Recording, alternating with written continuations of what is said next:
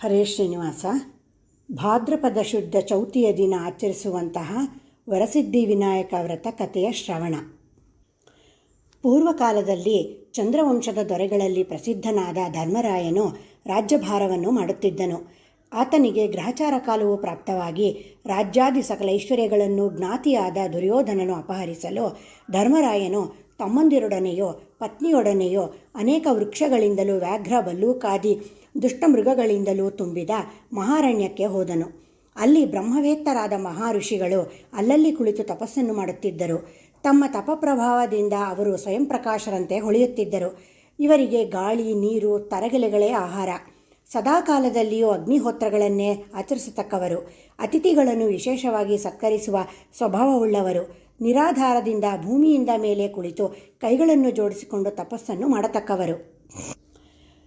ಇಂತಹ ಮಹಾಋಷಿಗಳನ್ನು ನೋಡಿದ ಕೂಡಲೇ ಆನಂದ ಪರವಶರಾದ ಧರ್ಮರಾಯನು ಅವರ ಬಳಿಗೈದು ತಮ್ಮಂದಿರೊಡನೆಯೋ ಪತ್ನಿಯೊಡನೆಯೋ ಅವರಿಗೆ ಸಾಷ್ಟಾಂಗ ದಂಡ ಪ್ರಣಾಮವನ್ನು ಮಾಡಿ ಅಂಜಲಿಬದ್ಧನಾಗಿರಲು ಋಷಿಗಳು ಈತನನ್ನು ನೋಡಿ ಆದರಿಸಿ ಕುಳಿತುಕೊಳ್ಳುವಂತೆ ಹೇಳಿದ ಆ ಮಾತನ್ನು ಕೇಳಿ ಧರ್ಮರಾಜನು ಕುಳಿತುಕೊಂಡನು. ಧರ್ಮರಾಜನು ಮುನಿವರ್ಯರಾದ ಸೂತರನ್ನು ಕುರಿತು ಹೀಗೆಂದು ಪ್ರಾರ್ಥಿಸಿದನು. ಸಕಲ ಶಾಸ್ತ್ರಗಳಲ್ಲಿಯೂ ಪರಿಶ್ರಮವನ್ನು ಪಡೆದಿರುವ ಓ ಸೂತ ಮಹಾಮುನಿಯೇ, ನಮ್ಮ ಜ್ಞಾತಿಗಳಾದ ಕೌರವರು ನಮ್ಮೊಡನೆ ಮಹಾದ್ಯೂತವನ್ನು ಕಲ್ಪಿಸಿ ನಮ್ಮ ರಾಜ್ಯಾದಿ ಸಕಲ ಐಶ್ವರ್ಯಗಳನ್ನು ಅಪಹರಿಸಿದರು. ಇಷ್ಟೇ ಅಲ್ಲದೆ ಅನುಜರೊಡನೆಯೋ ಭಾರ್ಯೆಯೊಡನೆಯೋ ನನ್ನನ್ನು ಅನೇಕ ವಿಧಗಳಿಂದ ಅವಮಾನಗೊಳಿಸಿ ಸಹಿಸಲಾರದ ತೊಂದರೆಗಳನ್ನೆಲ್ಲ ಉಂಟುಮಾಡಿ ಈ ಅರಣ್ಯಕ್ಕೆ ಕಳುಹಿಸಿದರು. ಈ ರೀತಿಯಾದ ಅವಸ್ಥೆಗಳನ್ನೆಲ್ಲ ಪಟ್ಟಿದ್ದರೂ ನನಗೆ ತಮ್ಮ ದರ್ಶನ ಮಾತ್ರದಿಂದಲೇ ದುಃಖಗಳೆಲ್ಲವೂ ನಾಶವಾದವು. ಧನನಿಧಿಯಾದ ಓ ಮಹಾತ್ಮನೇ, ನಮ್ಮ ದುರಿತಗಳೆಲ್ಲವೂ ನಾಶವಾಗುವಂತೆಯೋ ನಮ್ಮ ರಾಜ್ಯವು ಪುನಃ ನಮಗೆ ಲಭಿಸುವಂತೆಯೋ ಒಂದು ವ್ರತವನ್ನು ಅನುಗ್ರಹಿಸಬೇಕೆಂದು ಧರ್ಮರಾಯನು ಸೂತ ಮಹರ್ಷಿಗಳನ್ನು ಕೇಳಿಕೊಳ್ಳಲಾಗಿ ಸೂತರು ಈ ರೀತಿ ಹೇಳಲು ಆರಂಭಿಸಿದರು. ಎಲೆ ಪಾಂಡವರೇ, ನೀವೆಲ್ಲರೂ ಕೇಳಿ. ವ್ರತಗಳಲ್ಲೆಲ್ಲ ಮಹಾಶ್ರೇಷ್ಠವಾದ ವ್ರತವೊಂದಿರುವುದು. ಆ ವ್ರತವು ಮನುಷ್ಯನಿಗೆ ಸಕಲ ಐಶ್ವರ್ಯವನ್ನು ಸೌಖ್ಯವನ್ನು ವೃದ್ಧಿಪಡಿಸತಕ್ಕದ್ದು, ಸಕಲ ವಿಧವಾದ ಪಾಪಗಳನ್ನು ಪರಿಹಾರ ಮಾಡತಕ್ಕದ್ದು, ಪುತ್ರ ಪೌತ್ರಾದಿ ಅಭಿವೃದ್ಧಿ ಉಂಟು ಮಾಡತಕ್ಕದ್ದು. ಓ ಪಾಂಡುನಂದನನೇ, ಆದಿಯಲ್ಲಿ ಈ ವ್ರತವನ್ನು ಪರಮೇಶ್ವರನು ಕುಮಾರಸ್ವಾಮಿಗೆ ತಿಳಿಸಿದನು. ಆ ಕುಮಾರಸ್ವಾಮಿಗೆ ಪರಮೇಶ್ವರನು ವ್ರತವಿಧಾನವನ್ನು ಯಾವ ರೀತಿ ತಿಳಿಸಿದನೆಂಬುದನ್ನು ಈಗ ನಿಮಗೆ ತಿಳಿಸುತ್ತೇನೆ ಕೇಳಿ. ಸಕಲ ಋಷಿಗಣಕ್ಕೂ ನೆಲೆಯಾದ ಅತ್ಯಂತ ರಮ್ಯವಾದ ಕೈಲಾಸ ಶಿಖರದಲ್ಲಿ ನವರತ್ನಗಳಿಂದ ಕೆತ್ತಲ್ಪಟ್ಟ ಕಲ್ಪವೃಕ್ಷದ ಕೆಳಗೆ ಬಂಗಾರದ ಸಿಂಹಾಸನದ ಮೇಲೆ ಪ್ರಪಂಚವನ್ನೆಲ್ಲ ಪರಿಪಾಲಿಸತಕ್ಕ ಈಶ್ವರನು ಕುಳಿತಿರಲಾಗಿ ಕುಮಾರಸ್ವಾಮಿಯು ಪ್ರಪಂಚಕ್ಕೆ ಉಪಕಾರವನ್ನು ಮಾಡಬೇಕೆಂಬ ಸಂಕಲ್ಪಯುತನಾಗಿ ತಂದೆಯನ್ನು ಕುರಿತು, ಓ ಮಹಾನುಭಾವ, ಪ್ರಪಂಚಕ್ಕೆಲ್ಲ ಅತ್ಯಂತ ಉಪಯುಕ್ತವಾದ ಮತ್ತು ಧನಧಾನ್ಯ ಐಶ್ವರ್ಯಗಳನ್ನು ಪುತ್ರ ಪೌತ್ರ ಸಂಪದವನ್ನು ಕೊಡತಕ್ಕ ಒಂದು ವ್ರತವನ್ನು ದಯವಿಟ್ಟು ತಿಳಿಸಬೇಕೆಂದು ಪ್ರಾರ್ಥಿಸಿಕೊಳ್ಳಲು ಈಶ್ವರನು ಸಂತುಷ್ಟನಾಗಿ ಇಂತೆಂದನು. ಎಲೈ ಮಗನೇ, ಸಕಲ ಸಂಪತ್ತುಗಳನ್ನು ದೀರ್ಘಾಯುಷ್ಯವನ್ನು ಇಷ್ಟಾರ್ಥಗಳನ್ನು ಕೊಡತಕ್ಕ ವಿನಾಯಕ ಪೂಜೆ ಎಂಬ ಒಂದು ವ್ರತವುಂಟು. ಆ ವ್ರತವನ್ನು ಭಾದ್ರಪದ ಶುಕ್ಲ ಚತುರ್ಥಿಯ ದಿನ ಆಚರಿಸಬೇಕು. ವ್ರತಾಚರಣೆಯ ದಿನ ಅರುಣೋದಯಕ್ಕೆದ್ದು ತನ್ನ ನೈಮಿತ್ತಿಕ ಕರ್ಮಗಳಾದ ಸ್ನಾನ, ಜಪ, ತಪಾದಿಗಳನ್ನು ನಿರ್ವರ್ತಿಸಿ ದ್ರವ್ಯಲೋಭವಿಲ್ಲದೆ ಬೆಳ್ಳಿಯಿಂದಾಗಲಿ ಬಂಗಾರದಿಂದಾಗಲಿ ಅಥವಾ ಮಣ್ಣಿನಿಂದಾಗಲಿ ವಿನಾಯಕನ ಪ್ರತಿಮೆಯನ್ನು ಮಾಡಿ ತನ್ನ ಮನೆಯ ಉತ್ತರ ಭಾಗದಲ್ಲಿ ಒಂದು ಮಂಟಪವನ್ನು ನಿರ್ಮಿಸಿ ಅದರ ಮಧ್ಯಭಾಗದಲ್ಲಿ 8 ದಳಗಳಿಂದ ಕೂಡಿದ ಪದ್ಮವನ್ನು ಗೋಧುವೆ ಕಾಳಿನಿಂದಾಗಲಿ ಅಕ್ಕಿಯಿಂದಾಗಲಿ ಸೃಜಿಸಿ ಅಲ್ಲಿ ತಾನು ನಿರ್ಮಿಸಿರುವ ವಿನಾಯಕನ ಪ್ರತಿಮೆಯನ್ನು ಇಟ್ಟು ಭಕ್ತಿಪೂರ್ವಕವಾಗಿ ಬಿಳಿಯದಾದ ಗಂಧದಿಂದಲೋ ಅಕ್ಷತೆಯಿಂದಲೋ ಪುಷ್ಪಗಳಿಂದಲೋ ಗರಿಕೆ ಹುಲ್ಲಿನಿಂದಲೋ 21 ವಿಧವಾದ ಪತ್ರೆಗಳಿಂದಲೂ ಪೂಜೆಯನ್ನು ಮಾಡಿ ಧೂಪದೀಪ ನೈವೇದ್ಯಗಳನ್ನು ಅರ್ಪಿಸಿ ತುಪ್ಪದಿಂದ ಮಾಡಿದ 21 ಭಕ್ಷ್ಯಗಳನ್ನು ತೆಂಗಿನಕಾಯಿ, ಬಾಳೆಹಣ್ಣು, ನೇರಳೆ, ಬೇಲದ ಹಣ್ಣು, ಕಬ್ಬು ಮತ್ತು ಅನೇಕ ವಿಧಗಳಾದ ಭಕ್ಷ್ಯಗಳು, ಫಲಗಳು ಮೊದಲಾದವನ್ನು ನಿವೇದನೆ ಮಾಡಿ ವಿನಾಯಕನಿಗೆ ಎದುರಾಗಿ ನಾಟ್ಯವನ್ನು ಸಲ್ಲಿಸಿ ಹಾಡುಗಳನ್ನು ಹಾಡಿ ಪುರಾಣ ಪಠಣೆ ಮುಂತಾದವುಗಳಿಂದ ಆತನನ್ನು ಸಂತೃಪ್ತಗೊಳಿಸಿ ವೇದಾಧ್ಯಯನ ಸಂಪನ್ನರಾದ ಬ್ರಾಹ್ಮಣರಿಗೆ ಬಾಗಿನವನ್ನು ಕೊಟ್ಟು ನಂತರ ತಾನು ಇಷ್ಟ ಬಂಧು ಮಿತ್ರರೊಡನೆ ಊಟವನ್ನು ಮಾಡಬೇಕು. ಈ ಪ್ರಕಾರ ಭಕ್ತಿಪೂರ್ವಕವಾಗಿ ವಿನಾಯಕನ ವ್ರತವನ್ನು ಮಾಡತಕ್ಕವರಿಗೆ ಸಕಲ ಇಷ್ಟಾರ್ಥಗಳೂ ಸಿದ್ಧಿಸುವವು. ಮಾರನೆಯ ದಿನ ಸೂರ್ಯೋದಯಕ್ಕೆ ಎದ್ದು ಸ್ನಾನ ಸಂಧ್ಯಾನುಷ್ಠಾನಗಳನ್ನು ಮಾಡಿ ವಿನಾಯಕನಿಗೆ ಪುನಃ ಪೂಜೆಯನ್ನು ಮಾಡಬೇಕು. ಅದೇ ದಿನವೇ ಒಬ್ಬ ಬ್ರಹ್ಮಚಾರಿಯನ್ನು ಕರೆದು ವಿನಾಯಕನ ಪ್ರೀತಿಗಾಗಿ ಮುಂಜಿ ದರ್ಭದ ಹುರಿಯನ್ನು, ಕೃಷ್ಣಾಜಿನವನ್ನು, ದಂಡವನ್ನು, ಯಜ್ಞೋಪವಿತವನ್ನು, ಕಮಂಡಲವನ್ನು, ತನ್ನ ಶಕ್ತಾನುಸಾರ ವಸ್ತ್ರವನ್ನು ಕೊಡಬೇಕು. ನಂತರ ತನ್ನ ಪುರೋಹಿತನಿಗೆ ಶಕ್ತಿ ಲೋಪವಿಲ್ಲದೆ ಉಪಾಯನವನ್ನೀಯಬೇಕು. ಅಲ್ಲದೆ ದಕ್ಷಿಣೆ ತಾಂಬೂಲವನ್ನು ಕೊಡಬೇಕು. ಈ ವ್ರತವು ಸಮಸ್ತ ವ್ರತಗಳಲ್ಲಿಯೂ ಮಹಾಶ್ರೇಷ್ಠಕರವಾದುದು, 3 ಲೋಕಗಳಲ್ಲಿ ಪ್ರಸಿದ್ಧಿಯಾದುದು. ಈ ವ್ರತವನ್ನು ದೇವತೆಗಳು, ಮುನಿಗಳು, ಗಂಧರ್ವರು, ಕಿನ್ನರರು ಮೊದಲು ಆಚರಿಸಿ ಸಕಲ ಸೌಮ್ಯಗಳನ್ನು ಪಡೆದರು ಎಂಬುದಾಗಿ ಸಾಂಬಮೂರ್ತಿಯು ಕುಮಾರಸ್ವಾಮಿಗೆ ಉಪದೇಶ ಮಾಡಿದನು. ಎಲೆ ಧರ್ಮರಾಯನೇ, ನೀನು ಈ ಪ್ರಕಾರವಾಗಿ ವಿನಾಯಕನ ಪೂಜೆಯನ್ನು ಮಾಡು, ನಿನಗೆ ತಪ್ಪದೆ ಜಯ ಉಂಟಾಗುವುದು. ಈ ಮಾತು ನಿಜವು. ಈ ವ್ರತವು ಭೂಲೋಕದಲ್ಲಿ ಎಷ್ಟೋ ಮಂದಿ ಮಾಡಿದರು. ಈ ವ್ರತ ಪ್ರಭಾವದಿಂದ ದಮಯಂತಿಗೆ ನಳನು ದೊರೆತನು. ಕೃಷ್ಣನು ಈ ವ್ರತದ ಆಚರಣೆಯಿಂದಲೇ ಜಾಂಬುವತಿಯನ್ನು, ಸಮಂತಕಮಣಿಯನ್ನು ಹೊಂದಿದನು. ಇಂದ್ರನು ವಿನಾಯಕನ ಪೂಜೆಯಿಂದ ವೃತಾಸುರನನ್ನು ಸಂಹರಿಸಿದನು. ಶ್ರೀರಾಮನು ಈ ವ್ರತವನ್ನು ಆಚರಿಸಿ ರಾವಣನನ್ನು ಸಂಹರಿಸಿ ಸೀತೆಯನ್ನು ಪಡೆದನು. ಭಗೀರಥನು ಗಂಗೆಯನ್ನು ತರುವಾಗಲೂ, ದೇವಾಸುರರು ಅಮೃತವನ್ನು ಸೃಜಿಸುವಾಗಲೂ, ಸಾಂಬನು ತನ್ನ ಕುಷ್ಠರೋಗ ಪರಿಹಾರ ಕಾಲದಲ್ಲಿಯೂ ಈ ವ್ರತವನ್ನೇ ಆಚರಿಸಿದರು ಎಂಬುದಾಗಿ ಸೂತ ಮಹಾಮುನಿಯು ಧರ್ಮರಾಯನಿಗೆ ತಿಳಿಸಲು, ಧರ್ಮರಾಯನು ಕೇಳಿದವನಾಗಿ ಆನಂದದಿಂದ ಭಾದ್ರಪದ ಶುದ್ಧ ಚೌತಿಯನ್ನೇ ಎದುರು ನೋಡುತ್ತಿದ್ದು, ಸಕಾಲವು ಪ್ರಾಪ್ತವಾದ ಕೂಡಲೇ ವ್ರತಾಚರಣೆಯಿಂದ ಸಕಲ ಇಷ್ಟಾರ್ಥ ಸಿದ್ಧಿಗಳನ್ನೂ ಪಡೆದನು. ಪ್ರಪಂಚದಲ್ಲಿ ಅಮೋಘವಾದ ಈ ವ್ರತವನ್ನು ಬ್ರಹ್ಮ, ಕ್ಷತ್ರಿಯ, ವೈಶ್ಯ, ಶೂದ್ರರೆಂಬ 4 ವರ್ಣದವರೂ ಮಾಡಬಹುದು. ಕ್ರಮ ಪ್ರಕಾರ ಮಾಡಿದರೆ ವಿದ್ಯಾರಂಭದಲ್ಲಿ ಪೂಜೆಯನ್ನು ಆಚರಿಸಿದವನಿಗೆ ವಿದ್ಯಾಲಾಭವು, ಧನಾಕಾಂಕ್ಷಿಗೆ ದ್ರವ್ಯವು, ಯಾವ ಅಪೇಕ್ಷೆಯಿಂದ ಆಚರಿಸಿದರೆ ಆ ಕಾರ್ಯಗಳೆಲ್ಲವೂ ನಿಸ್ಸಂಶಯವಾಗಿ ಸಿದ್ಧಿಸುವುದರಿಂದ ಆ ಬಾಲವೃದ್ಧರು ಕಲಿಯುಗದಲ್ಲಿ ಮುಖ್ಯವಾಗಿ ಮಾಡತಕ್ಕ ವ್ರತಗಳಲ್ಲಿ ಇದು ಪರಮಶ್ರೇಷ್ಠವಾದುದೆಂದು, ಸಕಲ ಇಷ್ಟಾರ್ಥಗಳನ್ನು ಸಿದ್ಧಿಸುವ ದೇವತೆ ಆದುದರಿಂದಲೇ ಈತನಿಗೆ ವರಸಿದ್ಧಿ ವಿನಾಯಕನೆಂಬ ಹೆಸರು ಬಂದಿತೆಂದು ಸೂತ ಪುರಾಣಿಕರು ಹೇಳಿದರು ಎಂಬಲ್ಲಿಗೆ ಸ್ಕಾಂದ ಪುರಾಣದಲ್ಲಿ ಉಮಾಮಹೇಶ್ವರ ಸಂವಾದದ ವಿನಾಯಕ ವ್ರತ ಕಥೆಯು ಸಂಪೂರ್ಣವಾದುದು. ಸ್ಯಮಂತಕೋಪಾಖ್ಯಾನ. ಸೂತ ಪುರಾಣಿಕರು ಹೇಳುತ್ತಾರೆ, ಎಲೆ ಧರ್ಮರಾಯನೇ, ಭಾದ್ರಪದದ ಶುಕ್ಲ ಚತುರ್ಥಿ ದಿನವು ಶಿವಲೋಕದಲ್ಲಿ ಪೂಜಾ ದಿನವಾದ್ದರಿಂದ ಆ ದಿವಸವು ಮುಖ್ಯವೆಂದು ಪ್ರಸಿದ್ಧಿಗೆ ಬಂದಿತು.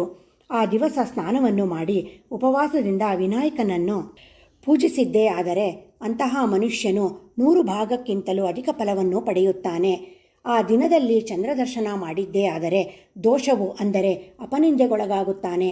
ಅದರ ಪರಿಹಾರಕ್ಕಾಗಿ ನಡೆದ ಮುಂದಿನ ಉಪಕಥೆಯನ್ನು ಲಾಲಿಸು. ಈ ಶುಕ್ಲಪಕ್ಷ ಚತುರ್ಥಿಯಲ್ಲಿ ಸೂರ್ಯನು ಕನ್ಯೆಯನ್ನು ಸೇರಿದ್ದಾಗ ಚಂದ್ರದರ್ಶನ ಮಾಡಿದ್ದಾದರೆ ವ್ಯರ್ಥವಾಗಿ ಅಪನಿಂದೆಗೊಳಗಾಗುವನು. ಅಂಥ ದೋಷ ಬಾರದಂತೆ ಈ ಮುಂದೆ ಹೇಳತಕ್ಕ ಧ್ಯಾನ ಶ್ಲೋಕವನ್ನು ಜಪಿಸಿಕೊಳ್ಳಬೇಕು.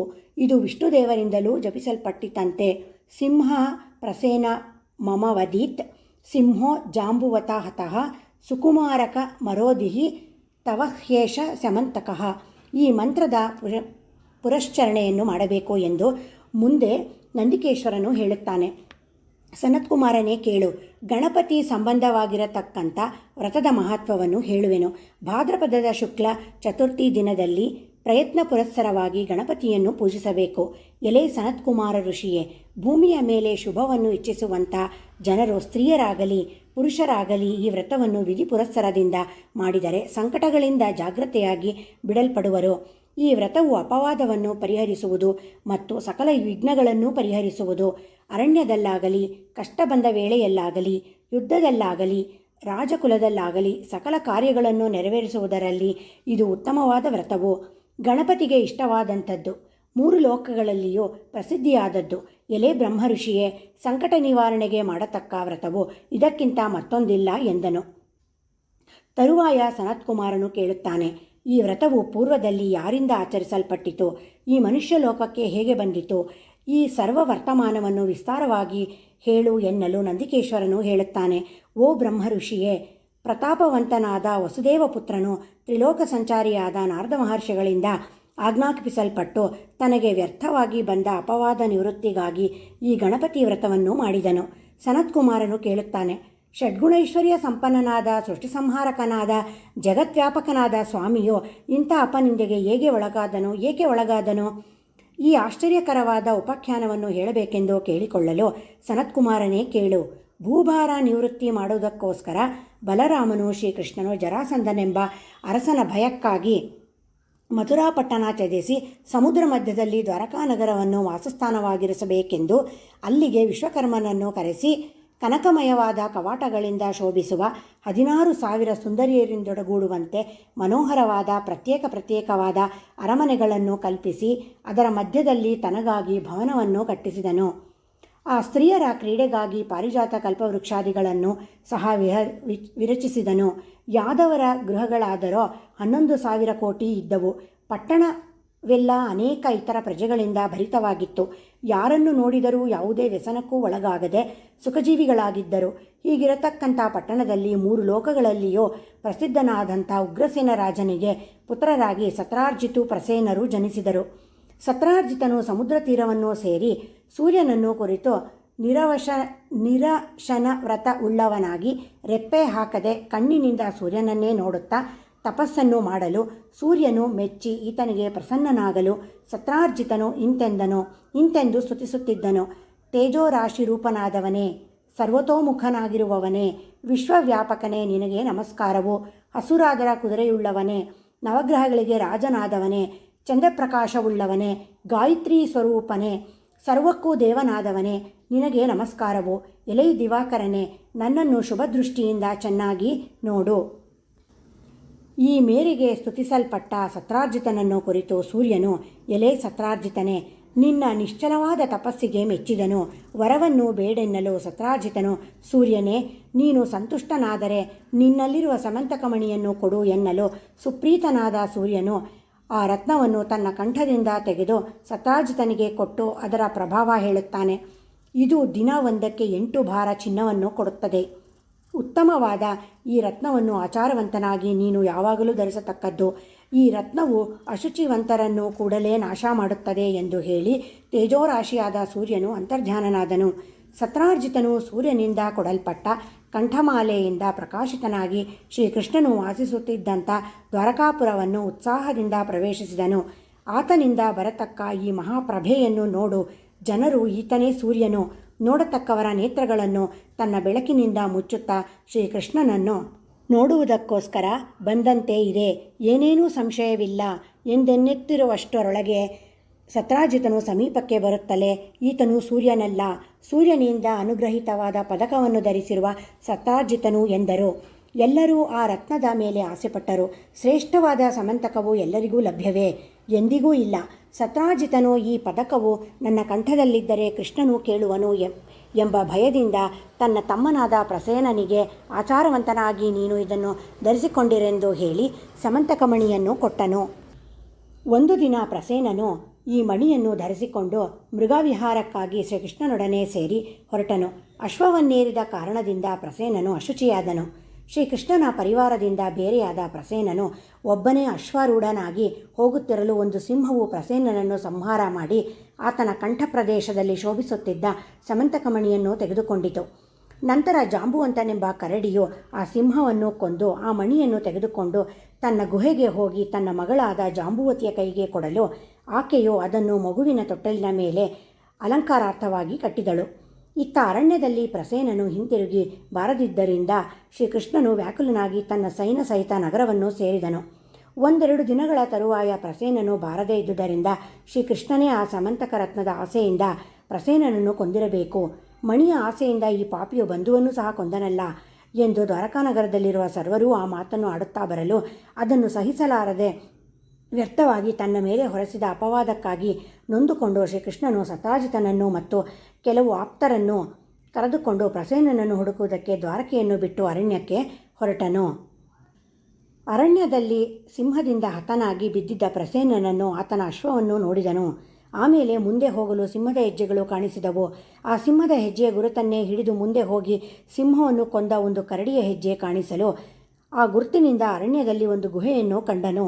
ಆ ಗುಹೆಯು ಅಂಧಕಾರಮಯವಾದ್ದರಿಂದ ಎಲ್ಲರನ್ನೂ ಹೊರಗೆ ನಿಲ್ಲಿಸಿ ಶ್ರೀಕೃಷ್ಣದೇವನು ತನ್ನ ತೇಜಸ್ಸಿನಿಂದ ಒಳಹೊಕ್ಕು 100 ಗಾವುದ ದೂರ ಹೋಗಿ ಮುಂದಗಡೆ ರತ್ನಖಚಿತವಾದ ಅರಮನೆಯೊಂದನ್ನು ಕಂಡನು. ಅದರಲ್ಲಿ ತೊಟ್ಟಿಲೊಳಗೆ ಮಲಗಿದ್ದ ಅಪರಿಮಿತ ಕಾಂತಿಯುಳ್ಳ ಜಾಂಬುವಂತನ ಮಗುವನ್ನು ಕಂಡನು. ಆ ತೊಟ್ಟಿಲಿಗೆ ಕಟ್ಟಿದ್ದ ಸಮಂತಕ ರತ್ನವನ್ನು ನೋಡಿದನು. ಪುಂಡರೀಕಾಕ್ಷನಾದ ಶ್ರೀಕೃಷ್ಣನು ರೂಪ ಯೌವನಗಳಿಂದ ಕಂಗೊಳಿಸುವ ಕನ್ನಿಕೆಯಾದ ಜಾಂಬುವಂತನ ಮಗಳನ್ನು ಕಂಡನು. ಕಮಲದಂತೆ ವಿಶಾಲವಾದ ಕಣ್ಣುಗಳುಳ್ಳ ತೊಟ್ಟಿಲನ್ನು ತೂಗುತ್ತಿರುವ ನಗುಮುಖದ ಸುಂದರಿಯನ್ನು ಶ್ರೀಹರಿಯು ನೋಡಿ ಆಶ್ಚರ್ಯಚಕಿತನಾದನು. ಆಗ ತೊಟ್ಟಿಲನ್ನು ತೂಗುತ್ತಾ ಬಾಲಿಯು ಸಿಂಹವು ಪ್ರಸೇನನನ್ನು ಕೊಂದು ಮಣಿಯನ್ನು ತೆಗೆದುಕೊಂಡು ಹೋಗುವುದನ್ನು ಜಾಂಬುವಂತನು ನೋಡಿ, ಈ ಸಿಂಹವನ್ನು ಕೊಂದು ಮಣಿಯನ್ನು ತಂದಿದ್ದಾನೆ. ಎಲೆ ಮಗುವೆ, ಅಳಬೇಡ, ಈ ಮಣಿಯು ನಿನ್ನದು. ಇದನ್ನು ನೋಡಿಕೊಂಡಿರೋ, ರೋದನ ಮಾಡಬೇಡ ಎಂದು ಹೇಳುತ್ತಾ ತೊಟ್ಟಿಲನ್ನು ತೂಗುತ್ತಿದ್ದಳು. ಶ್ರೀಕೃಷ್ಣನ ದರ್ಶನದಿಂದಲೇ ಮನ್ಮಥ ಬಾಧೆಗೊಳಗಾಗಿ ತಪಿಸುತ್ತಲಿರುವ ಜಾಂಬುವತಿಯು ಪುಂಡರೀಕಾಕ್ಷನಾದ ಕೃಷ್ಣನನ್ನು ಕುರಿತು, ಹೊರಟು ಹೋಗು, ಇಲ್ಲಿ ನಿಲ್ಲಲಾಗದು. ಈ ರತ್ನವು ನಿನಗೆ ಬೇಕಾಗಿದ್ದರೆ ಜಾಂಬುವಂತನು ನಿದ್ರೆಯಿಂದ ಏಳುವಷ್ಟರೊಳಗಾಗಿ ತೆಗೆದುಕೊಂಡು ಬೇಗನೆ ಹೋಗು ಎಂದು ಮೆಲ್ಲನೆ ಹೇಳಲು ಆ ಬಾಲಿಯ ಮಾತನ್ನು ಕೇಳಿ ಸ್ವಾಮಿಯು ಮುಗುಳ್ನಗೆಯಿಂದ ಗಟ್ಟಿಯಾಗಿ ಧ್ವನಿಯಾಗುವಂತೆ ತನ್ನ ಪಾಂಚಜನ್ಯವನ್ನು ಊದಿದನು. ಆ ಮಹಾಧ್ವನಿಯಿಂದ ಎಚ್ಚೆತ್ತ ಜಾಂಬುವಂತನಿಗೂ ಶ್ರೀಕೃಷ್ಣನಿಗೂ ಯುದ್ಧವು ಪ್ರಾರಂಭವಾಯಿತು. ಬಿಲದ್ವಾರದಲ್ಲಿರತಕ್ಕ ಜನರು 7 ದಿನ ಪರ್ಯಂತರ ಶ್ರೀಕೃಷ್ಣನು ಬಿಲದಿಂದ ಹೊರಗೆ ಬಾರದಿರುವುದನ್ನು ಕಂಡು ಶೋಕಾರ್ತರಾಗಿ ದ್ವಾರಕೆಗೆ ಹಿಂತಿರುಗಿ ಬಂದು ಶ್ರೀಕೃಷ್ಣನು ಮೃತನಾದನೆಂದು ಹೇಳಲು ಅದನ್ನು ಕೇಳಿ ಯಾದವರು ಮಾಡಬೇಕಾದ ಔರ್ವದೈಹಿಕ ಕ್ರಿಯೆಗಳನ್ನು ಮಾಡಿದರು. ಇತ್ತ ಗುಹೆಯಲ್ಲಿ ಶ್ರೀಕೃಷ್ಣ ಜಾಂಬುವಂತ ಇಬ್ಬರಿಗೂ 21 ದಿನ ಪರ್ಯಂತ ಯುದ್ಧವು ಜರುಗಿತು. ಅಮಿತ ಪರಾಕ್ರಮಿ ಬಲ್ಲೂಕವೀರನಾದ ಜಾಂಬುವಂತನು ಯುದ್ಧದಲ್ಲಿ ಬಳಲಿದನು. ಶ್ರೀಕೃಷ್ಣನ ಪರಾಕ್ರಮವು ಹೆಚ್ಚಾಗಲು ಜಾಂಬುವಂತನು ತ್ರೇತಾಯುಗದಲ್ಲಿ ಶ್ರೀರಾಮನ ಪರಾಕ್ರಮವನ್ನು ಸ್ಮರಿಸಿ ಈ ರೀತಿ ಸ್ತುತಿಸಿದನು. ಯಕ್ಷ ರಾಕ್ಷಸರಿಂದಲೂ ದೇವತೆಗಳಿಂದಲೂ ಅಜೇಯನಾಗಿರತಕ್ಕ ನಾನು ನಿನ್ನಿಂದ ಪರಾಜಿತನಾದೆ. ನೀನು ನಿಶ್ಚಯವಾಗಿ ದೇವಶ್ರೇಷ್ಠನು. ನೀನು ವಿಷ್ಣುವಲ್ಲದಿದ್ದರೆ ಇಂಥ ಶೌರ್ಯವು ಇರಲಾರದು ಎಂದು ಜಾಂಬುವಂತನು ಸ್ತುತಿಸಲು ಸುಪ್ರೀತನಾದ ಶ್ರೀಕೃಷ್ಣನು ತನ್ನ ರಾಮಾವತಾರವನ್ನು ಆತನಿಗೆ ದರ್ಶನ ಮಾಡಿಸಿದನು. ಶ್ರೀರಾಮ ದರ್ಶನದಿಂದ ಪುಳಕಿತನಾದ ಜಾಂಬುವಂತನು ಗೋವಿಂದನಿಗೆ ತಾನು ತಂದಿದ್ದ ಆ ಮಣಿಯನ್ನು ಸಮರ್ಪಿಸಿದನು. ಜಾಂಬುವತಿ ವಿವಾಹವು. ಅದೇ ಶುಭ ಮುಹೂರ್ತದಲ್ಲಿ ತನ್ನ ಪುತ್ರಿ ಜಾಂಬುವತಿಯನ್ನು ಪತ್ನಿಯನ್ನಾಗಿ ಸ್ವೀಕರಿಸಬೇಕೆಂದು ಒಪ್ಪಿಸಿ ವಿವಾಹ ಮಹೋತ್ಸವವನ್ನು ನೆರವೇರಿಸಿದನು. ಶ್ರೀಕೃಷ್ಣನು ಆ ಕಾಂತಾಮಣಿಗೆ ಕಾಂತನಾಗಿ ಮಣಿಸಹಿತನಾಗಿ ರಥವನ್ನೇರಿ ದ್ವಾರಕಾನಗರವನ್ನು ಪ್ರವೇಶಿಸಿ ಸಮಸ್ತ ಯಾದವರಿಗೆ ಈ ವೃತ್ತಾಂತವನ್ನೆಲ್ಲ ಹೇಳಿ ಸತಾರ್ಜಿತನನ್ನು ಕರೆಯಿಸಿ ಆ ರತ್ನವನ್ನಿತ್ತನು. ಈ ರೀತಿಯಲ್ಲಿ ಶ್ರೀಕೃಷ್ಣನು ತನಗೆ ಬಂದಿದ್ದ ಅಪನಿಂದೆಯನ್ನು ನಿವಾರಿಸಿಕೊಂಡನು. ಸತ್ಯಭಾಮ ವಿವಾಹ. ಸತ್ರಾರ್ಜಿತನು ಆ ಮಣಿಯನ್ನು ತೆಗೆದುಕೊಂಡು ಸ್ವಲ್ಪ ಹೊತ್ತು ಯೋಚಿಸಿ ಶ್ರೀಕೃಷ್ಣನು ಅಜೇಯನೆಂದು ನಿಶ್ಚಯಿಸಿ ವೃತ್ತ ಅಪವಾದ ಹೊರಸಿದ್ದಕ್ಕೆ ಲಜ್ಜಿತನಾಗಿ ಆ ರತ್ನವನ್ನು ಮತ್ತು ತನ್ನ ಪುತ್ರಿಯಾದ ಸತ್ಯಭಾಮಾದೇವಿಯನ್ನು ಶ್ರೀಕೃಷ್ಣನಿಗೆ ಮಂತ್ರೋಕ್ತಧಾರ ಪುರಸ್ಸರದಿಂದ ಕೊಟ್ಟು ಎಲ್ಲರೂ ಒಪ್ಪುವಂತೆ ವೈಭವದಿಂದ ವಿವಾಹ ಮಾಡಿದನು. ಕೆಲವು ದಿನದ ಮೇಲೆ ಶತಧನ್ವ ಅಕ್ರೂರ ಸತ್ರಾರ್ಜಿತನಲ್ಲಿದ್ದ ಮಾಣಿಕ್ಯದ ಮಹತ್ವವನ್ನು ತಿಳಿದು ಅವನೊಡನೆ ವೈರವನ್ನು ಬೆಳೆಸಿದರು. ಪಾಂಡವರನ್ನು ನೋಡಲಿಕ್ಕೆ ಶ್ರೀಕೃಷ್ಣನು ಹೋಗಿದ್ದಾಗ ಅದೇ ಸಮಯದಲ್ಲಿ ಸತ್ರಾರ್ಜಿತನನ್ನು ಶತಧನ್ವನು ಸಂಹಾರ ಮಾಡಿ ಸತ್ಯಭಾಮೆಯಲ್ಲಿದ್ದ ಆ ರತ್ನವನ್ನು ತೆಗೆದುಕೊಂಡು ಹೋದನು. ಸತ್ಯಭಾಮಾದೇವಿಯು ಶತಧನ್ವನ ಕಾರ್ಯವನ್ನು ಶ್ರೀಕೃಷ್ಣನಿಗೆ ತಿಳಿಸಿದಳು. ಶ್ರೀಕೃಷ್ಣನು ದುಷ್ಟ ನಿಗ್ರಹಕ್ಕಾಗಿ ಅಂತರಂಗದಲ್ಲಿ ಸಂತುಷ್ಟನಾಗಿ ಹೊರಗೆ ಕಪಟನಾಟಕನಾಗಿ ಅಣ್ಣನನ್ನು ಕುರಿತು, ಓ ಬಲರಾಮನೇ, ಬಂಧುವಾದ ಶತಧನ್ವನು ಸತ್ಯಭಾಮೆಯಲ್ಲಿದ್ದ ಆ ಶಮಂತಕಮಣಿಯನ್ನು ತೆಗೆದುಕೊಂಡು ಹೋದನಂತೆ. ದುರಾಚಾರಿಯಾದ ಅವನನ್ನು ಕೊಂದು ಮಣಿಯನ್ನು ತರೋಣ, ಸಹಾಯಕ್ಕೆ ಸಂಗಡವೇ ಬರಬೇಕೆಂದು ಬಲರಾಮನನ್ನು ಕರೆದುಕೊಂಡು ಯುದ್ಧಕ್ಕಾಗಿ ಹೊರಟನು. ಈ ವರ್ತಮಾನವನ್ನು ಕೇಳಿ ಶತಧನ್ವನು ಆ ಮಣಿಯನ್ನು ಅಕ್ರೂರನ ಹಸ್ತದಲ್ಲಿರಿಸಿ ಇದು ನಿನ್ನಲ್ಲೇ ಇರಲಿ ಎಂದು ಹೇಳಿ ಅಶ್ವವನ್ನೇರಿ ದಕ್ಷಿಣ ದಿಕ್ಕಿಗೆ ಹೊರಟನು. ಆ ಸಮಯದಲ್ಲಿ ರಥದ ಮೇಲೆ ಬರುತ್ತಲಿರುವ ಬಲರಾಮಕೃಷ್ಣರು ಅವನನ್ನು ಹಿಂದಟ್ಟಿ ಹೋದರು. ಅಶ್ವವು 100 ಗಾವುದ ಓಡಿ ಬಸವಳಿದು ಬಿದ್ದು ಮೃತವಾಯಿತು. ಶತಧನ್ವನು ಇವರ ಭೀತಿಯಿಂದ ಓಡುತ್ತಿರಲು ಶ್ರೀಕೃಷ್ಣನು ರಥದಿಂದಿಳಿದು ಅವನನ್ನು ಕೊಂದನು. ಅವನನ್ನು ಶೋಧಿಸಿದರೂ ಮಣಿಯು ಅವನಲ್ಲಿ ಇರಲಿಲ್ಲವೆಂದು ಶ್ರೀಕೃಷ್ಣನು ಬಂದು ಅಣ್ಣನಿಗೆ ಹೇಳಿದನು. ಆ ಮಾತು ಕೇಳಿ ಬಲರಾಮನು ಹೇಳುತ್ತಾನೆ, ಕೃಷ್ಣನೇ, ನೀನು ಕಪಟಿಯು, ಲೋಭವಂತನು. ಆ ಮಣಿಗೋಸ್ಕರ ಯಾವ ಬಂಧುಗಳನ್ನಾಗಲಿ ನೀನು ಕೊಲ್ಲುತ್ತಿ. ನಿನಗೆ ಇದು ಯುಕ್ತವಲ್ಲ. ನಿನ್ನನ್ನು ಬಂಧುವೆಂದು ಯಾರು ತಾನೇ ಆಶ್ರಯಿಸುವರು ಎನ್ನಲು ಶ್ರೀಕೃಷ್ಣನು ಬಲರಾಮನನ್ನು ಅನೇಕ ಪ್ರಮಾಣಗಳಿಂದ ಸಮಾಧಾನಗೊಳಿಸಿದನು. ಬಲರಾಮನು ಶ್ರೀಕೃಷ್ಣನ ವಾರ್ತೆಯಿಂದ ಅಸಂತುಷ್ಟನಾಗಿ ವಿದರ್ಭ ದೇಶಕ್ಕೆ ಹೋಗಲು ಶ್ರೀಕೃಷ್ಣನು ರಥಾರೂಢನಾಗಿ ದ್ವಾರಕೆಗೆ ಬಂದನು. ನಗರಕ್ಕೆ ಬಂದ ನಂತರ ಜನಗಳು ಬಲರಾಮನನ್ನು ಕೃಷ್ಣನು ಮಣಿಗೋಸ್ಕರ ಎಲ್ಲಿಯೋ ಹೊರಡಿಸಿಬಿಟ್ಟನು. ಹೊನ್ನು ಹೆಣ್ಣುಗಳ ಮೇಲೆ ಆಸೆ ಇದ್ದರೆ ಬಂಧುಬೇಕೆ, ಬಳಗಬೇಕೆ ಎಂದು ಶ್ರೀಕೃಷ್ಣನನ್ನು ದೂರುತ್ತಿದ್ದರು. ಪುರಜನರ ಈ ಮಾತುಗಳನ್ನು ಜಗತ್ಪತಿಯಾದ ಶ್ರೀಕೃಷ್ಣನು ಕೇಳಿ ಅಪರಾಧಿಯಂತೆ ಬಾಡಿದ ಮುಖವುಳ್ಳವನಾಗಿ ನಿಸ್ತೇಜನಾಗಿ ವೃಥ ಅಪವಾದದ ಬಗ್ಗೆ ಯೋಚಿಸುತ್ತಿದ್ದನು. ಇತ್ತ ಅಕ್ರೂರನಾದರೋ ತೀರ್ಥಯಾತ್ರಾ ನೆಪದಿಂದ ದ್ವಾರಕೆಯನ್ನು ಬಿಟ್ಟು ಕಾಶಿಯನ್ನು ಸೇರಿ ಆ ಮಣಿಯಿಂದ ಲಭ್ಯವಾದ ಕನಕದಿಂದ ಅನೇಕ ಯಜ್ಞಗಳನ್ನು ಮಾಡುತ್ತಾ ಸುಖದಿಂದಿದ್ದನು. ಅಕ್ರೂರನು ಬುದ್ಧಿಶಾಲಿಯಾದ್ದರಿಂದ ಸಂತೋಷವನ್ನು ಪಡೆದು ಆ ದ್ರವ್ಯದಿಂದಲೇ ದೇವಸ್ಥಾನ, ಪಟ್ಟಣವೇ ಮೊದಲಾದವುಗಳನ್ನು ಕಟ್ಟಿಸಿದನು. ಮಣಿ ಪ್ರಭಾವದಿಂದ ದುರ್ಭಿಕ್ಷ, ಈತಿ ಬಾಧೆ, ರೋಗಾದಿಗಳು ಅಲ್ಲಿ ಇರಲಿಲ್ಲ. ಆಚಾರದಿಂದ ಮಣಿಯನ್ನು ಇಟ್ಟುಕೊಂಡು ಅಕ್ರೂರನು ನಗರಕ್ಕೆ ಬಂದು ಸೇರಿದನು. ಮನುಷ್ಯಾವತಾರವನ್ನು ಹೊಂದಿದ್ದ ಕೃಷ್ಣನು ಎಲ್ಲವನ್ನೂ ತಿಳಿದಿದಾಗ್ಯೂ ಲೋಕದಲ್ಲಿ ಅಜ್ಞಾನವನ್ನು ಜ್ಞಾನವಂತನು ತಿಳಿಯದೆ ಮಾಯಾಬದ್ಧನಾಗಿ ಹೇಗಿರುವನೋ ಹಾಗೆಯೇ ಸ್ವಾಮಿಯು ಅಜ್ಞಾನವನ್ನು ಆಶ್ರಯಿಸಿದನು. ಇದರಿಂದ ಬಂಧುಗಳಲ್ಲಿ ವೈರವು ಹುಟ್ಟಿತು. ವ್ಯರ್ಥವಾಗಿ ಇದೊಂದು ಅಪವಾದವನ್ನು ಸಹಿಸಬೇಕಾಯಿತಲ್ಲ, ಏನು ಮಾಡಲಿ ಎಂದು ಚಿಂತಾಕ್ರಾಂತನಾಗಿ ಶ್ರೀಕೃಷ್ಣನು ಮನೆಯಲ್ಲಿರುವಾಗ ತ್ರಿಲೋಕ ಸಂಚಾರಿಯಾದ ನಾರದರು ಬಂದರು. ಶ್ರೀಕೃಷ್ಣನು ನಾರದರನ್ನು ಪೂಜಿಸಿ ಆಸನಾದಿ ಪಾದ್ಯಗಳನ್ನು ಕೊಡಲು ಸುಖಾಸೀನರಾದ ನಾರದರು, ಎಲೇ ಕೃಷ್ಣನೇ, ನಿನಗೆ ಬಂದಿರತಕ್ಕಂಥ ಅಪವಾದದ ಕಾರಣವನ್ನು ನಾನು ಬಲ್ಲೆನು. ಭಾದ್ರಪದದ ಮಾಸದಲ್ಲಿ ನಿನ್ನಿಂದ ಶುಕ್ಲಪಕ್ಷ ಚತುರ್ಥಿ ದಿನ ಚಂದ್ರದರ್ಶನ ಮಾಡಲ್ಪಟ್ಟಿತು. ಆದ್ದರಿಂದಲೇ ನೀನು ಇಂಥ ಅಪವಾದಕ್ಕೆ ಒಳಗಾದೆ ಎನ್ನಲು ಶ್ರೀಕೃಷ್ಣನು, ನಾರದರೆ, ಚಂದ್ರದರ್ಶನದಿಂದ ಯಾವ ದೋಷವು ಉಂಟಾಗುವುದೋ ಅದನ್ನು ನನಗೆ ವಿಸ್ತಾರವಾಗಿ ಹೇಳಿ. ಯಾತಕ್ಕೋಸ್ಕರವಾಗಿ ಬಿದಿಗೆಯಲ್ಲಿ ಜನರು ಚಂದ್ರದರ್ಶನವನ್ನು ಮಾಡುತ್ತಾರೆ, ಅದನ್ನು ವಿಸ್ತಾರವಾಗಿ ತಿಳಿಸಬೇಕು ಎನ್ನಲು ನಾರದ ಮಹರ್ಷಿಗಳು ಹೇಳುತ್ತಾರೆ. ಚಂದ್ರನು ತಾನು ರೂಪವಂತನೆಂಬ ಗರ್ವದಿಂದ ಮೆರೆಯುತ್ತಲಿದ್ದನು. ಅದನ್ನು ವಿನಾಯಕನು ನೋಡಿ ಚಂದ್ರನನ್ನು ಶಪಿಸಿದನು. ಆ ಶಾಪದ ದೆಸೆಯಿಂದ ಭಾದ್ರಪದ ಮಾಸದ ಶುಕ್ಲಪಕ್ಷ ಚತುರ್ಥಿ ದಿನ ಯಾರು ಚಂದ್ರದರ್ಶನ ಮಾಡುವರೋ ಅವರು ವ್ಯರ್ಥವಾಗಿ ಅಪನಿಂದೆಗೊಳಗಾಗುವರು ಎಂದು ನಾರದರು ಹೇಳಿದರು. ಎಲೆ ನಾರದರೆ, ಯಾತಕ್ಕೋಸ್ಕರವಾಗಿ ಚಂದ್ರನಿಗೆ ವಿಘ್ನೇಶ್ವರನು ಶಾಪವನ್ನು ಕೊಟ್ಟನೋ ಆ ವಿವರವನ್ನು ನನಗೆ ದಯವಿಟ್ಟು ಹೇಳಬೇಕೆಂದು ಶ್ರೀಕೃಷ್ಣನು ಕೇಳಲು ನಾರದರು ಹೇಳುತ್ತಾರೆ. ಪೂರ್ವದಲ್ಲಿ ಜಗತ್ಪತಿಯಾದ ಸಾಂಬ ಸದಾಶಿವನು ವಿನಾಯಕನನ್ನು ಪ್ರಥಮ ಗಣಿಗಳಿಗೆ ಅಧಿಪತಿಯನ್ನಾಗಿ ಮಾಡಬೇಕೆಂದು ಪ್ರಯತ್ನಿಸಿದಾಗ ಬ್ರಹ್ಮ ಮೊದಲಾದ ದೇವರುಗಳು ಸೇರಿದ್ದರು. ಅಣಿಮ, ಮಹಿಮ, ಗರಿಮ, ಲಘಿಮ, ಪ್ರಾಪ್ತಿ, ಪ್ರಾಕಾಮ್ಯ, ಈಶತ್ವ, ವಶಿತ್ವ ಈ ಅಷ್ಟಸಿದ್ಧಿಗಳನ್ನು ಕೊಟ್ಟು ಗಣೇಶನಿಗೆ ವಿವಾಹ ಮಹೋತ್ಸವ ನಡೆಯಿತು. ಬ್ರಹ್ಮದೇವರು ಸ್ತುತಿಸುತ್ತಾರೆ. ಪ್ರಥಮಾಧಿಪನೇ, ಲಂಬೋದರನೇ, ವಿಘ್ನರಾಜನೇ, ನಿನಗೆ ಮೋದಕಗಳಿಂದ ನಿವೇದನೆ ಮಾಡಿ ಯಾರ್ಯಾರು ಪೂಜಿಸುತ್ತಾರೋ ಅವರುಗಳಿಗೆ ನೀನು ಪ್ರಸನ್ನನಾಗಿ ಅವರ ಕಾರ್ಯಗಳನ್ನು ನಿರ್ವಿಘ್ನವಾಗಿ ನೆರವೇರಿಸುವುದರಲ್ಲಿ ಸಂದೇಹವಿಲ್ಲ. ಈ ಗಣಪತಿಯನ್ನು ಪೂಜಿಸದಿದ್ದರೆ ಸುರಾಸುರರಾಗಲಿ ಕಾರ್ಯವನ್ನು ಇಚ್ಛಿಸಿದರೆ ಆಗಲಾರದು. ಕಲ್ಪಕೋಟಿ ಶತಗಳಾದಾಗ್ಯೂ ಕಾರ್ಯಗಳು ಆಗುವುದಿಲ್ಲ. ಎಲೆ ಗಣಪತಿಯೇ, ನಿನ್ನನ್ನು ಭಕ್ತಿಯಿಂದ ಪೂಜಿಸಿ ವಿಷ್ಣುವು ಪಾಲನೆಯನ್ನು ಮಾಡುತ್ತಾನೆ. ನಿನ್ನನ್ನು ಪೂಜಿಸಿ ರುದ್ರನು ಸಂಹಾರ ಮಾಡುತ್ತಾನೆ. ನಿನ್ನನ್ನು ಆರಾಧಿಸಿ ನಾನು ಸೃಷ್ಟಿಸುತ್ತೇನೆ. ಹೀಗೆ ಸ್ತುತಿಸಲ್ಪಟ್ಟ ಬ್ರಹ್ಮನನ್ನು ಕುರಿತು ವಿನಾಯಕನು ಕೇಳುತ್ತಾನೆ. ನಿನ್ನ ಮನಸ್ಸಿನಲ್ಲಿ ಏನು ಇದೆಯೋ ಆ ವರವನ್ನು ಬೇಡು, ನಾನು ಕೊಡುತ್ತೇನೆಂದು ಹೇಳಿದನು.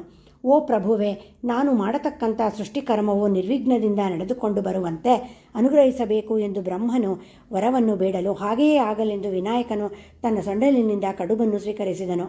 ಅನಂತರ ಸಿದ್ಧಿಬುದ್ಧಿಗಳೆಂಬ ಪತ್ನಿಯರ ಸಮೇತ ಗಣಪತಿಯು ಸಪ್ತಲೋಕಗಳನ್ನು ಸಂಚರಿಸಬೇಕೆಂದು ಸ್ವೇಚ್ಛಾವಿಹಾರವಾಗಿ ಮೆಲ್ಲಮೆಲ್ಲಗೆ ಗಗನದಲ್ಲಿ ಮೂಷಕ ವಾಹನವನ್ನೇರಿ ಸಂಚರಿಸುತ್ತಿದ್ದನು. ಹಾಗೆಯೇ ಚಂದ್ರಲೋಕವನ್ನು ಸೇರಿ ಸಂಚಾರ ಮಾಡುತ್ತಿರುವ ಗಣನಾಯಕನನ್ನು ನೋಡಿ ಮದಾನ್ವಿತನಾದ ಚಂದ್ರನು ಅಪಹಾಸ್ಯ ಮಾಡಿದನು. ಕೋಪದಿಂದ ಕೆಂಪಾದಂಥ ಕಣ್ಣುಗಳುಳ್ಳ ಗಣಪತಿಯು ಚಂದ್ರನಿಗೆ ಶಾಪವನ್ನು ಕೊಟ್ಟನು. ನೋಡಲಿಕ್ಕೆ ಸೌಂದರ್ಯಶಾಲಿ ಎಂದು ಗರ್ವದಿಂದ ಮೆರೆಯುತ್ತಿರುವ ನೀನು ತಕ್ಕ ಫಲವನ್ನು ಬೇಗನೆ ಹೊಂದುವೆ. ಈ ದಿನದಿಂದ ಮೃಗಲಾಂಛನನಾದ ನಿನ್ನನ್ನು ಯಾರು ಚತುರ್ಥಿ ದಿನ ನೋಡುತ್ತಾರೋ ಅವರು ಅಪವಾದಕ್ಕೆ ಒಳಗಾಗುವರು ಎಂದು ಇದು ನಿಶ್ಚಯವು ಎನ್ನಲು ಚಂದ್ರನು ಇಂತಹ ಭಯಂಕರವಾದ ಮಾತನ್ನು ಕೇಳುತ್ತಲೇ ಬಾಡಿದ ಮುಖವುಳ್ಳವನಾಗಿ ಜಲವನ್ನು ಹೊಕ್ಕು ಬಿಳಿಯ ತಾವರೆಯಲ್ಲಿ ಅಡಗಿಕೊಂಡನು. ತರುವಾಯ ದೇವತೆಗಳು, ಗಂಧರ್ವರು, ಋಷಿಗಳು ಚಂದ್ರನನ್ನು ಕಾಣದೆ ದುಃಖದಿಂದ ದೇವೇಂದ್ರನನ್ನು ಮುಂದಿಟ್ಟುಕೊಂಡು ಬ್ರಹ್ಮನ ಬಳಿಗೆ ಹೋಗಿ ಗಣಪತಿಯ ಮತ್ತು ಚಂದ್ರನ ಸಂಗತಿಯನ್ನು ಹೇಳಿದರು. ಆಗ ಬ್ರಹ್ಮನು, ಎಲೆ ದೇವತೆಗಳಿರ, ಗಣಪತಿಯಿಂದ ಕೊಡಲ್ಪಟ್ಟ ಶಾಪವು ಹಿಂತಿರುಗಿಸಲಿಕ್ಕೆ ರುದ್ರನಿಂದಾಗಲಿ ವಿಷ್ಣುವಿನಿಂದಾಗಲಿ ನನ್ನಿಂದಾಗಲಿ ಆಗಲಾರದು. ಆ ಗಣಪತಿಯನ್ನೇ ಶರಣಾಗತರಾಗಿ ಬೇಡಿಕೊಂಡಲ್ಲಿ ಈತನೇ ಶಾಪ ವಿಮೋಚನೆ ಮಾಡುವುದರಲ್ಲಿ ಸಂಶಯವಿಲ್ಲ ಎನ್ನಲು ದೇವತೆಗಳು, ಯಾವ ಉಪಾಯದಿಂದ ಗಣಪತಿಯು ನಮಗೆ ಪ್ರಸನ್ನನಾಗುವನು? ಸೃಷ್ಟಿಕರ್ತನಾದ ಬ್ರಹ್ಮನೇ ನಮಗೆ ಅದರ ವಿವರವನ್ನು ತಿಳಿಸಬೇಕು ಎಂದು ಕೇಳಲು ಬ್ರಹ್ಮನು ಹೇಳುತ್ತಾನೆ. ಯಲಾಸುರರೇ ಕೇಳಿರಿ. ಚತುರ್ಥಿ ದಿನದಲ್ಲಿ ವಿನಾಯಕನನ್ನು ಭಕ್ತಿಯಿಂದ ಪೂಜಿಸಬೇಕು ಮತ್ತು ಕೃಷ್ಣ ಪಕ್ಷದಲ್ಲಿ ಅಂದರೆ ಪ್ರದೋಷ ಕಾಲಕ್ಕೆ ಪೂಜೆಗೆ ಆರಂಭಿಸಿ ಚಂದ್ರೋದಯಕ್ಕೆ ಚಂದ್ರನಿಗೆ ಅರ್ಘ್ಯ ಪ್ರದಾನ ಮಾಡಬೇಕು. ಅದನ್ನು ಸಂಕಷ್ಟಹರ ಗಣಪತಿ ವ್ರತ ಎಂದು ಪ್ರಾಜ್ಞರು ಹೇಳುವರು. ಶುಚಿರ್ಭೂತನಾಗಿ ಅತಿರಸಗಳಿಂದಲೂ ತುಪ್ಪದಿಂದ ಮಾಡಿದ ಕಡುಬುಗಳನ್ನು ಪಾಯಸ ಮೊದಲಾದವುಗಳನ್ನು ನೈವೇದ್ಯ ಮಾಡಿ ಮೌನದಿಂದ ಭೋಜನ ಮಾಡಬೇಕು. ಸುವರ್ಣ ಗಣಪತಿಯನ್ನು ಮಾಡಿಸಿ ಆ ಪ್ರತಿಮೆಯನ್ನು ಲೋಪವಿಲ್ಲದೆ ತನ್ನ ಶಕ್ತಿಗೆ ಅನುಸಾರ ದಕ್ಷಿಣೆಯೊಂದಿಗೆ ಬ್ರಾಹ್ಮಣನಿಗೆ ದಾನ ಕೊಡಬೇಕು ಎಂದು ಹೇಳಿದ ಬ್ರಹ್ಮನನ್ನು ಪುನಃ ಸ್ತುತಿಸಿ ದೇವತೆಗಳು ಚಂದ್ರನ ಸಮೀಪಕ್ಕೆ ಬಂದು ಹೇಳಲ್ಪಟ್ಟ ಪೂಜಾ ವಿಧಾನಗಳನ್ನು ತಿಳಿಸಿದರು. ಅವರು ಹೇಳಿದಂತೆ ಚಂದ್ರನು ಧ್ಯಾನ ವಾಹನಾದಿಗಳಿಂದ ಪೂಜಿಸಲು ಸಿದ್ಧಿವಿನಾಯಕನು ಆವಿರ್ಭವಿಸಿದನು. ಸುಪ್ರೀತನಾದ ಗಣಪತಿಯನ್ನು ನೋಡಿ ಸಂತುಷ್ಟಚಿತ್ತನಾದ ಚಂದ್ರನು, ನೀನೇ ಸರ್ವಕ್ಕೂ ಕಾರಣೀಭೂತನಾದ ದೇವರು, ನೀನು ಪ್ರಸನ್ನನಾಗಬೇಕು. ಹೇ ಜಗನ್ನಿವಾಸನೆ, ಲಂಬೋದರನೆ, ದೇವೇಶನೇ, ವಕ್ರತುಂಡನೆ, ಬ್ರಹ್ಮನಾರಾಯಣರಿಂದ ಪೂಜಿಸಲ್ಪಟ್ಟ ಸ್ವಾಮಿಯೇ, ಗರ್ವದಿಂದ ನಾನು ತಿಳಿಯದೆ ಮಾಡಿದ ಅಪಹಾಸ್ಯವನ್ನು ಮನ್ನಿಸು. ನಿನ್ನನ್ನು ಪೂಜಿಸದೆ ಯಾವ ಕಾರ್ಯಕ್ಕೂ ಯಾರೂ ಪ್ರಯತ್ನಪಟ್ಟರೂ ನಿರ್ವಿಘ್ನದಿಂದ ಅದನ್ನು ಸಾಧಿಸಲಾಗದು. ಈ ನಿನ್ನ ಪ್ರಭಾವವನ್ನು ನಿನ್ನಿಂದೀಗ ತಿಳಿದೆನು. ನಿನ್ನನ್ನು ಯಾರು ಉದಾಸೀನ ಮಾಡುವರೋ ಅವರಿಗೆ ನರಕವಾಸ ಪ್ರಾಪ್ತಿಯಾಗುವುದು. ಕರುಣಾ ಸಮುದ್ರನೇ, ಲಂಬೋದರನೇ, ಮದದಿಂದಾಡಿದ ನನ್ನ ಹಾಸ್ಯವನ್ನು ಕ್ಷಮಿಸು ಎಂದು ಬೇಡಿಕೊಳ್ಳಲು ಗಣಾಧಿಪತಿಯು ಸಂತೋಷಪಟ್ಟು ನೀನು ಬೇಡಿದ ವರವನ್ನು ಕೊಡುತ್ತೇನೆಂದು ಹೇಳಲು ಬ್ರಹ್ಮ ಮೊದಲಾದವರು ಬಂದು ಸ್ತುತಿಸಿ ಚಂದ್ರನನ್ನು ಶಾಪದಿಂದ ವಿಮುಕ್ತನನ್ನಾಗಿ ಮಾಡಬೇಕೆಂದು ಕೇಳಿಕೊಳ್ಳಲು ಬ್ರಹ್ಮನ ಮಾತಿನಂತೆ ಗಣೇಶ ಸ್ವಾಮಿಯು ಚಂದ್ರನಿಗೆ ವಿಶಾಪವನ್ನು ಮಾಡಿದನು. ಶುಕ್ಲಪಕ್ಷ ಚತುರ್ಥಿ ದಿನದಲ್ಲಿ ಯಾರು ಚಂದ್ರದರ್ಶನ ಮಾಡುವರೋ ಅವರು ಸಂವತ್ಸರಾದ್ಯಂತವರೆಗೂ ನಿರರ್ಥಕವಾದ ಅಪವಾದವನ್ನು ಹೊಂದುತ್ತಾರೆಂಬುದರಲ್ಲಿ ಸಂಶಯವಿಲ್ಲ. ಭಾದ್ರಪದ ಶುಕ್ಲಪಕ್ಷ ಬಿದಿಗೆಯಲ್ಲಿ ನಿನ್ನನ್ನು ಯಾರು ನೋಡುತ್ತಾರೋ ಅವರನ್ನು ಚತುರ್ಥಿ ಚಂದ್ರದರ್ಶನದಿಂದ ಪ್ರಾಪ್ತವಾದ ದೋಷವು ಬಾಧಿಸಲಾರದು. ಅದಕ್ಕೋಸ್ಕರ ಅಂದು ಮೊದಲ್ಗೊಂಡು ಜನರು ಬಿದಿಗೆಯಲ್ಲಿಯೂ ಚಂದ್ರದರ್ಶನವನ್ನು ಶ್ರದ್ಧೆಯಿಂದ ಮಾಡುತ್ತಾರೆ ಎನ್ನಲು ಚಂದ್ರನು ಗಣಪತಿಯನ್ನು ಕುರಿತು ನಿನಗೆ ಮುಖ್ಯವಾದ ಪೂಜೆ ಮಾಡಬೇಕಾದರೆ ಯಾವ ದಿನ ಶ್ರೇಷ್ಠ ಎಂದು ಕೇಳಲು ವಿನಾಯಕನು ಕೃಷ್ಣ ಪಕ್ಷ ಚತುರ್ಥಿಯಲ್ಲಿ ಗಣಪತಿಯನ್ನು ಪೂಜಿಸಿ ಕಡುಬುಗಳನ್ನು ಮಾಡಿ ನಿವೇದನೆಯನ್ನು ಮಾಡಬೇಕು. ಶಕ್ತಾನುಸಾರ ಗಣಪತಿ ವಿಗ್ರಹವನ್ನು ಚಿನ್ನದಲ್ಲಿ ಆಗಲಿ, ಚಿನ್ನವಿಲ್ಲದಿದ್ದರೆ ಬೆಳ್ಳಿಯಲ್ಲಾಗಲಿ, ಅದೂ ಇಲ್ಲದಿದ್ದರೆ ಮಣ್ಣಿನಿಂದಲಾದರೂ ಮಾಡಿಸಿ ಬ್ರಾಹ್ಮಣನಿಗೆ ಅದನ್ನು ಕೊಟ್ಟು ಈ ಕಥೆಯನ್ನು ಕೇಳಬೇಕು. ಈ ರೀತಿ ಮಾಡಿದರೆ ಜನರಿಗುಂಟಾದ ಕಷ್ಟಗಳನ್ನು ನಿವಾರಿಸುತ್ತೇನೆ. ಮತ್ತು ಕಲಶವನ್ನು ಧಾನ್ಯದ ಮೇಲಿಟ್ಟು ಶಕ್ತಾನುಸಾರ ಮಾಡಿಸಿದ ಪ್ರತಿಮೆಯನ್ನಿಟ್ಟು 2 ವಸ್ತ್ರಗಳನ್ನು ಅದಕ್ಕೆ ಹೊದಿಸಿ ರಾತ್ರಿ ಕಡುಬುಗಳನ್ನು ಮಾಡಿಸಿ ನಿವೇದನೆಯನ್ನು ಮಾಡುತ್ತಾ 4 ಜಾಮದಲ್ಲಿ ಪೂಜೆಯನ್ನು ಜಾಗರಣೆಯನ್ನು ಮಾಡಬೇಕು. ಶುಚಿರ್ಭೂತನಾಗಿ ಕೆಂಪು ಬಟ್ಟೆಗಳನ್ನುಟ್ಟುಕೊಂಡು ತನ್ನ ಪತ್ನಿಯೊಡಗೂಡಿ ಬ್ರಹ್ಮಚರ್ಯದಿಂದ ಶಕ್ತಾನುಸಾರ ಪ್ರತಿಮೆಯನ್ನು ರಚಿಸಿ ಶಿವಪ್ರಿಯಾಯ ಎಂದು ವಸ್ತ್ರವನ್ನು, ವಿನಾಯಕಾಯ ಎಂದು ಅಂಗವಸ್ತ್ರವನ್ನು, ಲಂಬೋದರಾಯ ಎಂದು ಗಂಧವನ್ನು, ಸಿದ್ಧಿಪ್ರದಾಯಕನೇ ಎಂದು ಹೂವನ್ನು, ಗಜಮುಖಾಯ ಎಂದು ಧೂಪವನ್ನು, ಮೂಷಕವಾಹನನೇ ಎಂದು ದೀಪವನ್ನು, ವಿಘ್ನೇಶ್ವರಾಯ ಎಂದು ನೈವೇದ್ಯವನ್ನು, ಸರ್ವಪ್ರದಾಯಕನೇ ಎಂದು ಫಲವನ್ನು, ಕಾಮರೂಪಾಯ ಎಂದು ತಾಂಬೂಲವನ್ನು, ಧನದಾಯ ಎಂದು ದಕ್ಷಿಣಾದಿಗಳನ್ನು ಕೊಟ್ಟು ಪೂಜಿಸಬೇಕು. ಕಬ್ಬುಗಳಿಂದಲೂ ಕಡುಬುಗಳಿಂದಲೂ ಹೋಮವನ್ನು ಮಾಡಬೇಕು. ನಂತರ ಸರ್ವಸಿದ್ಧಿ ವಿನಾಯಕನ ಪ್ರತಿಮೆಯನ್ನು ದಾನ ಕೊಡಬೇಕು. ಈ ವಿಧವಾಗಿ ಗಣಪತಿಯನ್ನು ಪೂಜೆ ಮಾಡಬೇಕು. ಕತೆ ಪಠಣಾನಂತರ ಬ್ರಾಹ್ಮಣ ಪೂಜೆಯನ್ನು ಮಾಡಿ ಈ ವಿಧಾನೋಪಚಾರಗಳಿಂದ ನೀನು ಸಂತುಷ್ಟಿ ಪಡೆದು ನನ್ನ ಕಾರ್ಯಗಳಿಗೆ ವಿಘ್ನ ಬರದ ಹಾಗೆ ಮಾಡಬೇಕೆಂದು ಕೇಳಿಕೊಳ್ಳಬೇಕು. ತನಗೆ ಬೇಕಾದ ಪುತ್ರ ಪೌತ್ರ ಮಹದೇಶ್ವರ್ಯ ಮೊದಲಾದವುಗಳನ್ನು ದಯಪಾಲಿಸಬೇಕೆಂದು ಕೇಳಿಕೊಳ್ಳಬೇಕು. ಮತ್ತು ಗೋದಾನ, ಧಾನ್ಯದಾನ, ವಸ್ತ್ರದಾನ ಇತ್ಯಾದಿ ದಾನಗಳನ್ನು ಕೊಟ್ಟು ತಾನೂ ಮೌನದಿಂದ ಭೋಜನ ಮಾಡುವಾಗ ಅತಿರಸ, ಕಡುಬು ಮುಂತಾದ ಮಧುರ ಪದಾರ್ಥಗಳನ್ನು ಭುಂಜಿಸಿ ಖಾರದ, ಉಪ್ಪಿನ ಪದಾರ್ಥಗಳನ್ನು ಬಿಡಬೇಕು. ಸಿಹಿಯಾದ ಅನೇಕ ಪದಾರ್ಥಗಳನ್ನು ನಿಷೇಧಿಸಬೇಕು. ಈ ರೀತಿಯಾಗಿ ಮಾಡುವವರಿಗೆ ಯಾವಾಗ್ಯೂ ಜಯವನ್ನು ಉಂಟು ಮಾಡುತ್ತೇನೆ. ಪುತ್ರಹೀನರಿಗೆ ಸಂತಾನವನ್ನು, ನಿರ್ಗತಿಕರಿಗೆ ಧನಧಾನ್ಯ ಸಂಪತ್ತನ್ನು ಅನುಗ್ರಹಿಸುತ್ತೇನೆ ಎಂದು ವಿನಾಯಕನು ಚಂದ್ರನಿಗೆ ಹೇಳಿ ಅಂತರ್ಧಾನನಾದನು. ಎಲೆ ಕೃಷ್ಣನೇ, ನೀನು ಈ ವ್ರತವನ್ನು ಮಾಡು, ಸಿದ್ಧಿಯನ್ನು ಹೊಂದುತ್ತೀಯೇ ಎಂದು ನಾರದರಿಂದ ಹೇಳಲ್ಪಟ್ಟ ಈ ವ್ರತವನ್ನು ಶ್ರೀಕೃಷ್ಣನು ಆಚರಿಸಿದನು. ಇದನ್ನು ಮಾಡಿದ ಕ್ಷಣವೇ ಅಕ್ರೂರನು ತನ್ನಲ್ಲಿದ್ದ ಸಮಂತಕರತ್ನವನ್ನು ತಂದು ಸ್ವಾಮಿಗೆ ಅರ್ಪಿಸಿದನು. ಅಪವಾದ ನಿವೃತ್ತಿಯೂ ಆಯಿತು. ಬಲದೇವರು ಬಂದು ಸೇರಿದರು. ಶ್ರೀಕೃಷ್ಣನು ಸಂತೋಷಭರಿತನಾದನು. ಈ ಪ್ರಕಾರ ಸಮಂತಕಮಣಿಯ ಉಪಾಖ್ಯಾನವನ್ನು ಯಾರು ಹೇಳುತ್ತಾರೋ ಅವರಿಗೆ ಚಂದ್ರದರ್ಶನದಿಂದುಂಟಾದ ದೋಷವು ನಿವೃತ್ತಿಯಾಗುವುದು. ಭಾದ್ರಪದ ಶುಕ್ಲ ಚತುರ್ಥಿ ದಿನದಲ್ಲಿ ಚಂದ್ರದರ್ಶನವು ಶುಭವಲ್ಲ. ತತ್ಪರಿಹಾರ್ಥವಾಗಿ ಈ ಸಮಂತೋಪಾಖ್ಯಾನವನ್ನು ಕೇಳಬೇಕು. ಯಾವಾಗ ಯಾರಿಗೆ ಮನಸ್ಸಿಗೆ ಕಷ್ಟವೆಂದು ತಿಳಿಯುತ್ತದೋ ಆಗ ಈ ಕಥೆಯನ್ನು ಕೇಳಿದರೆ ಕಷ್ಟವೆಲ್ಲ ನಿವಾರಣೆಯಾಗುವುದು. ಈ ಪ್ರಕಾರ ಹೇಳಿ ಕೃಷ್ಣನಿಂದ ಪೂಜಿತನಾದ ವಿಘ್ನೇಶ್ವರನು ಅದೃಶ್ಯನಾದನು. ಭೂಲೋಕದಲ್ಲಿ ಸ್ತ್ರೀಯರಾಗಲಿ ಪುರುಷರಾಗಲಿ ಏನಾದರೊಂದು ಶುಭ ಕಾರ್ಯಗಳಾಗಬೇಕಾದ ಸಮಯದಲ್ಲಿ ವಿನಾಯಕನ ವ್ರತ ಮಾಡಿದರೆ ಅವರ ಕಾರ್ಯಗಳು ನಿರ್ವಿಘ್ನವಾಗಿ ನೆರವೇರುವುದಲ್ಲದೆ ಇಷ್ಟಾರ್ಥಗಳೂ ಸಿದ್ಧಿಸುವವು. ಈ ರೀತಿ ಪ್ರಸಿದ್ಧಿಗೆ ಬಂದಿತೆಂದು ಶ್ರೀಕೃಷ್ಣನು ಧರ್ಮರಾಯನಿಗೆ ಹೇಳಲು ಅದರಂತೆ ಧರ್ಮರಾಯನು ಆಚರಿಸಿ ಸಕಲ ಸುಖ ಸಂಪತ್ತುಗಳನ್ನು ಪಡೆದನು. ಶ್ರೀಕೃಷ್ಣಾರ್ಪಣಮಸ್ತು. ಹರೇ ಶ್ರೀನಿವಾಸ.